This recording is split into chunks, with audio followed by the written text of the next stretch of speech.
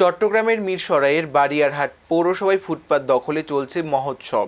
বাংলা ১৪৩২ সনে ইজারা হওয়ার পর থেকে বেপরোয়াভাবে বারিয়ারহাট পৌরসভার বিভিন্ন অংশে ঢাকা চট্টগ্রাম মহাসড়কের পার্শ্ব সড়ক ও বারিয়ারহাট খাগড়াছড়ি সড়কের আশপাশে চলছে দখলের এই উৎসব। সরেজমিনে দেখা যায় সড়কের পাশে দোকানের সামনে এবং সড়কের আরসিসি ঢালাইকৃত অংশে বিভিন্ন পণ্যের ভ্রাম্যমাণ দোকান বসানো হয়েছে। এছাড়া সড়কের উপর সিএনজি চালিত অটোরিকশা ও ব্যাটারি চালিত অটোরিকশার অবৈধ স্ট্যান্ড করা হয়েছে। এদিকে পথচারীদের হাঁটা চলার জায়গা দখল হওয়ায় জীবনের ঝুঁকি নিয়ে সড়ক ব্যবহার করছেন তারা। পথচারী ও সাধারণ জনগণের অভিযোগ, প্রথম শ্রেণীর পৌরসভার এই করুণ দশা দেখার কেউ কি নেই?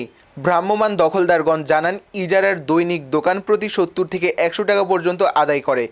এ বিষয়ে জানতে পৌরসভায় গেলে দপ্তরে পৌর প্রশাসক সুমাইয়া আক্তারকে পাওয়া যায়নি। মুঠোফোনে একাধিকবার কল করলেও তিনি তা রিসিভ করেননি।